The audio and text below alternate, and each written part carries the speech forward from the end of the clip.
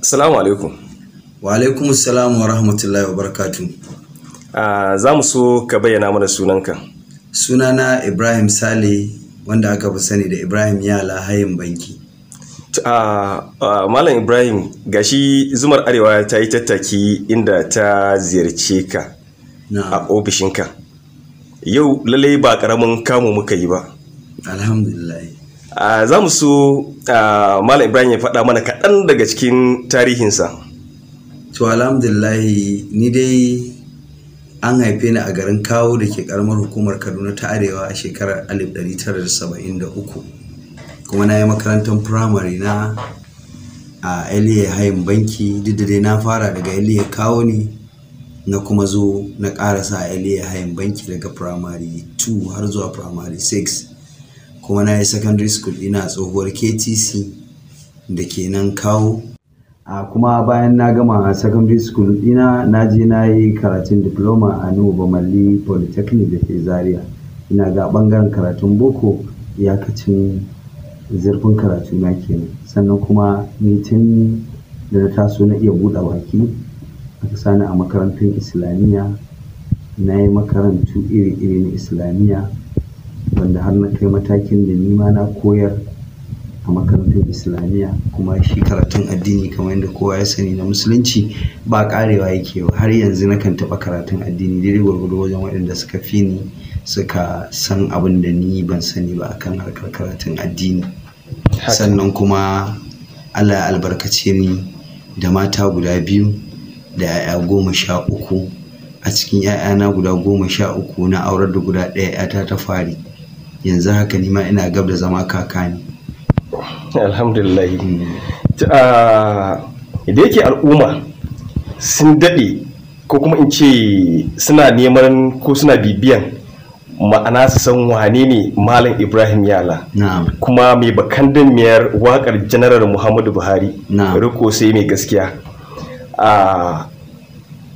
Wani irin, don mu tambaye ka, shin menene ji hankalin kama a wancan lokaci ka shiga waka zai iya zama ƙauyanci a gare mu? Shin a lokacin da ka tsinci kanka a wannan waka ta yau Najeriya riko sai mai gaskiya, me ya ja hankalinka har kai wannan waka? To alhamdulillah, ni kamar yadda na sha fira a kafafen yada labaru ina gaya mutane, ni waka ba irin yadda kowa ya tsinci waka na tsince ta ba. Ni waka na karanta ta ne a addinance. Don haka duk wata waka da ta shafi nizamiya ko adab ko hulul ko madahu zan iya bayyana maka ita daidai gwargwado a ilimance. So amma abinda daɗin ƙari, wato ma'ana abinda Bahaushe ke cewa tuntuɓe daɗin gushi, a duk abin da ka sani na ilimi game da waka, sai in Allah ya baka basira da hikima da zaka iya rerawa. Ilimin waka daban, sannan hikima da basiran yin waka daban. To a lokacin da ni karatu ina makarantar islamiyya, na fara yin karatun littattafai. Gaskiya na yi karatu na littattafai da suka shafi waka. Na san adabi iri-iri, na san adabi na nizamiya, na san adabi na hulul. Duka zan iya bayyana maka yadda suke da yadda ake yin su. Kuma a wannan lokaci, a cikin ikon Allah, ɗaya daga cikin wasu abokaina sun ja ni harkar siyasa. Ina yin siyasa, don na fara shiga siyasa sai ina sauraron waƙoƙi na marubuta na siyasa, sai ina ganin to wannan ai waƙoƙin da na daɗe da sanin su ne a karance a ilimance. Sai na ga to ai zan iya yin waƙa, saboda dama ni mutum ne wanda yake in na ji waƙa, in na riƙe ta zan iya maimaita maka duk abin da ake cewa. To in daidai gwargwado Allah ya bani basira da hikima, to sai na ɗora da ilimin da Allah ya bani na nizamiya, na fara jarraba waƙa. To kuma cikin ikon Allah, da yake Allah maɗaukakin sarki mai buwaya, shine mai ɗaukaka wanda ya so, kuma Allah shi ke tsara ma ɗan adam komai a cikin littafin ƙaddariyarsa. Allah ya ƙaddara zan yi suna a waƙan. Kawai lokacin Buhari ya shigo takara, ya shigo siyasa a kusan ƙarshen shekara 2002. Ya shigo lokacin muna jam'iyyar APP, ya shigo ya same mu. Na jarraba waƙar Buhari da yake na ga lokacin ya karba wajen mutane, shine na rera waƙar Yau Najeriya. Lokacin da na fara rubuta wannan waƙar, na dawo gida da daddare. Ina tabbatar maka Malam Ibrahim, lokacin da na dawo gida zan fara rubuta wannan waƙar, ni yunwa ne ma ta fito da ni waje na zauna. Kawai sai tunanin na samu karin waƙa na fara rubutawa. Haka. To cikin ikon Allah kuma waƙa ta karɓu.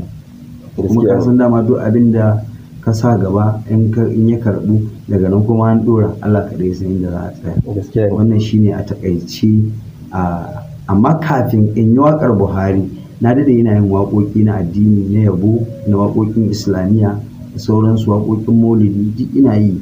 Haka ne. To amma waƙar dai da ta yi shura ta ɗaga sunana na samu ɗaukaka a harkar waƙa ita ce waƙar Buhari ta yau Najeriya riko sai ne. Haka ne. Kafin mu je batun waƙoƙi musamman na addini, shin na san masu kallo da sauran masu su ɗan ji ko da ko baiti ɗaya ne ka ɗan rera masu su ƙara tabbatar da cewa wannan fa shine Malam Ibrahim Yala mai bakaddamiyar Janaral Buhari da suke ji da gani gashi yau Allah ya haɗa su da shi. To alhamdulillah Malam Ibrahim, kaman baiti na biyu a waƙar yau Najeriya nake cewa salli ala Muhammadu annabi shugaba mai ce ita maran da kowa ke fargaba, annabi ran kiyama saka mu sahun gaba, mun bi rasulu dan amina mai gaskiya, yau Najeriya har ko sai mai gaskiya, sannu Buhari kai muke so Najeriya. Sannan na ƙara remixing ɗinta na yau Najeriya har ko sai mai gaskiya, har abada muna a bayan mai gaskiya. Sannan na ƙara yau Najeriya riko sai mai gaskiya, mu zaɓa Buhari za ya kare Najeriya. Ban mutu ba Yala, wallahi ban mutu ba Yala. Haka ne. A to bayan ga wannan waka ta yau Najeriya riko sai mai gaskiya, akwai wata ita ma waka wanda ta yi tashi ta yi fice wanda kuma ta bi bakin al'umma har 'yan ƙananan yara a lokacin za ka ji suna mun koma jam'iyyar Buhari. To ita ya aka samu wannan waka? To alhamdulillah bayan Allah ya haɗa da shugaban Muhammadu Buhari a siyasance ta bangaren waka da Allah ya ɗaga sunana, muna tafiya ya ɗauke ni a matsayin uba, ya ɗauke ni a matsayin ɗa, don lokacin nan ni ba a mun iso a gidan Buhari, nakan je kai tsaye in je in gaishe shi mu zauna mu fira, kuma yana ba ni labarin abubuwan rayuwa da yadda yake jin tsoron 'yan siyasa da siyasa. To mun yi takarar shekarar 2003, muka shekarar 2007, a lokacin da aka ƙara murɗe mana zaɓe na shekarar 2003 Buhari ya fusata gaskiya ce ya bar siyasa. Tun ma kusan lokacin gaskiya ƙarfin yin waƙa na saboda Buhari, yau duniya ta san na mawaƙin Buhari da sauransu, sai ni ma kawai na ce to ni ma dama saboda kai nake waƙa, ran kai dai na daina yin waƙan nan, na shiga harkokina na rayuwa da yadda za a yi a samu abinci. To da Allah ya kai mu shekara 2011, a wasu daga cikin aminansa da yaransa na siyasa da masoyansa suka ce lallai ya kamata Buhari gaskiya in dai burinsa ne ya gyara Najeriya ne, to ba ta hanyar da zai gyara Najeriya sai ta siyasa. Tunda dai an ci amanarsa a jam'iyyar nan ba ɗaya ba biyu ba, to ya ƙirƙiri jam'iyya tasa. Aka yi dai convincing ɗin shi ya yadda sai aka ƙirƙiri jam'iyyar CPC. A lokacin da aka ƙirƙiri jam'iyyar CPC shi da kanshi ya ce to wannan jam'iyyar tana buƙatar talla. Hadi Sirika ina Ibrahim, na san dai na mutumin ka ne ko shi ya ce kwarai, to ka nemo shi ya zo ya canza mana ya tallata mana wannan jam'iyya ta CPC. Gaskiya a lokacin da Hadi ya kira ne ya ce shugaban ƙasa na yanzu yana nema na akan maganar tallata jam'iyyar CPC, na ɗan yi mishi tarjiya na ce ranka dai ni na bar waƙan nan, kuma na gaya ma duniya na bar waƙa na shiga wata sauka, kuma ba na tunanin yanzu in ba mahaifiyata ba na tunanin akwai wanda zai iya dawo da ni ko ya ce in yi. Sai shugaba Buhari ya ce to ni ka wakilce ni ku je da shi wajen mahaifiyarsa. To cikin ikon Allah dai bayan mun je wajen mahaifiyata ta ce Allah ya bada sa'a, na zo na zauna na rubuta. Farko na samu karin waƙar, dama abin da ake so shine mutane su san cewa Buhari ya fita daga ANPP ya yi wata jam'iyya mai suna CPC, ga sunanta ga alamata, abin da ake so mutane su gane kenan, saboda musamman mutanen da suke karkara saƙo ya isar musu. To don samu Allah ya taimake ni sai na rubuta kari, sai kuma kari kawai ya tashi a mun koma jam'iyyar Buhari, mai alƙalamin da bai rubuta ƙarya, CPC taimako ga kowa. So cikin ikon Allah saƙon da ake nema kawai sai ma ya ƙare a amshin waƙar. don lokacin da na gama wakar muka je aka kai wa Buhari aka sa a falon shi ya zauna ya ji ana gama amshin sai kawai ce a kashe, sai ce to kun ji dalilin da yasa na ce a nemo Ibrahim ya wakan nan saboda a iya ma amshin wakar ya ba da sakon da muke nema haka. So haka nan dai aka ci gaba shi ma a zaben shekara 2011 kaman dai shi ma aka sake danna zaɓa. To har Allah ya kawo mu shekara 2015 shi ma lokacin kuma Allah ya ɗago wasu ya ɗaukaka tauraron wasu mawaƙan su ma suka zo maka haɗu aka ci gaba da ba da gudunmawa har Allah ya ƙaddara Buhari ya zama shugaban ƙasar Najeriya a shekarar 2015. Haka haka zalika za mu so kaɗan ƙara ko da a ce wannan amshin ne ko baiti guda ɗaya shi ma al'umma su ji domin su tabbatar da gaske wannan wakar ita ce din dai wanda Malam Ibrahim Iyala ya yi ta. Ya Allah wanda ba kamar ka, ya sarkin da ka zarce kowa, CPC taimako ga kowa, ba wanda ya isa yau a mulki, in ka so sai ka sauke kowa, CPC taimako ga kowa. PDP ta ishe mu Allah sauke su sun matsawa kowa, mun koma jam'iyyar Buhari mai alƙalamin da bai rubuta ƙarya, CPC taimako ga kowa. Alhamdulillah. Malam Ibrahim bari mu ɗan koma baya kaɗan. Musamman ɗazu ka bayyana mana cewa kafin mata siyasa akwai waƙoƙin yabo da kai.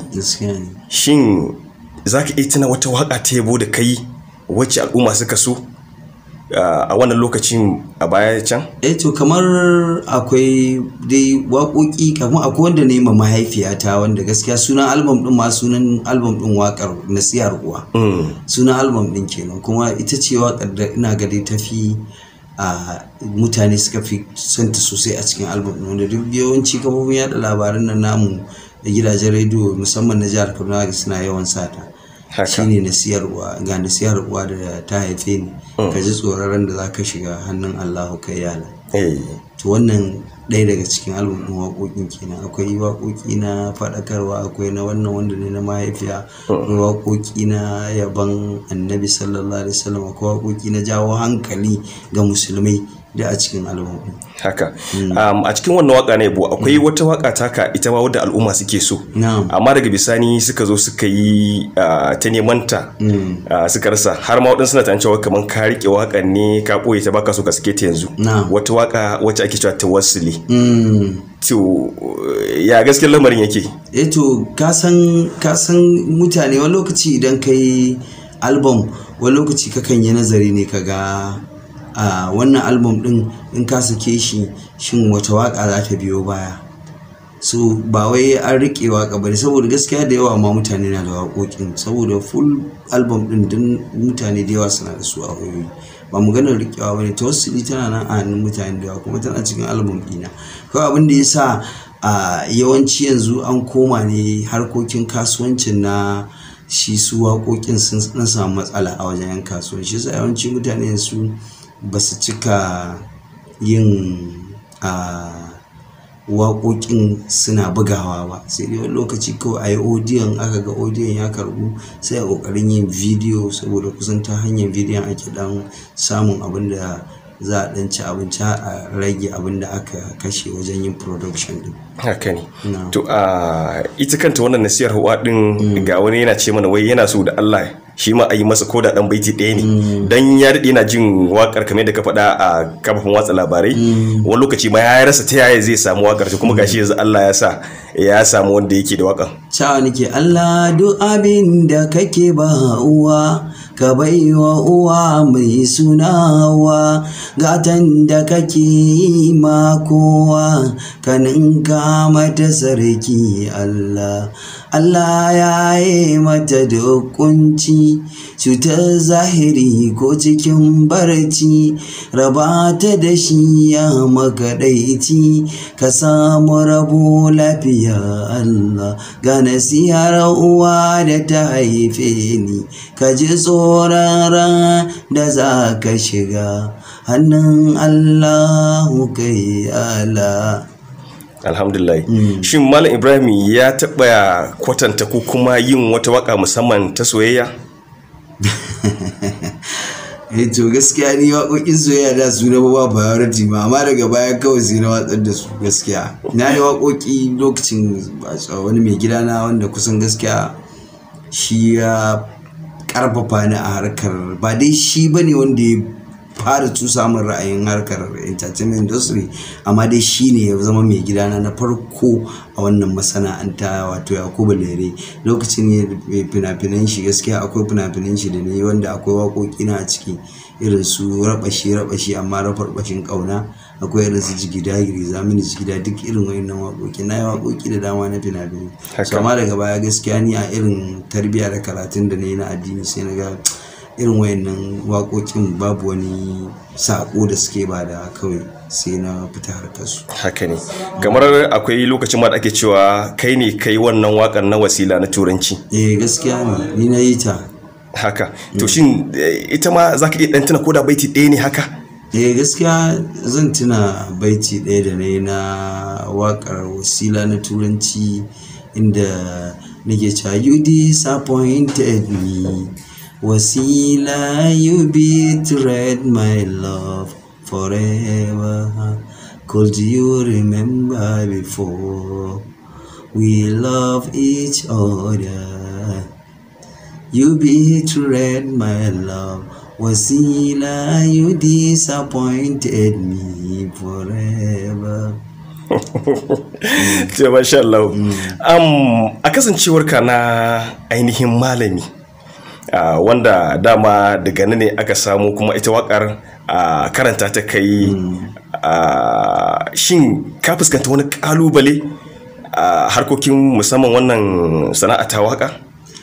Kalubaloli, an kace kalubale ɗaya kenan, saboda mutumin da Allah ya yafa masa wata riga da ake kallonsa a matsayin almajiri ko ustazu mai karantarwa a wannan ƙasa ta mu ta Hausa Fulani, inda Allah ya kaddare mu, ba kowa bane zai ji ka ɗauki layin waka ya saurin fahimta kama ya ma gane wata waka kake, saboda mu a ƙasar nan musamman a yankin mu mutane ba sa bambance waƙoƙi na nizamiya na ilimi da kuma waƙoƙi na sauran maroƙa da sauransu.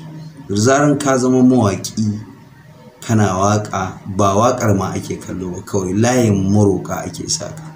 Ƙalubaloli da na fuskanta da dama daga ma gida, saboda ana ganin cewa da irin asalinka da irin background ɗin iyayenka ya za a ce kana waƙa. So kawai abin da yake faruwa shine an yi ƙoƙarin fahimtar da su irin waƙar da ake so, kuma da yake cikin ikon Allah su ma sun ɗan san wani abu game da addinin su ma, sai suka fahimci me ake yi.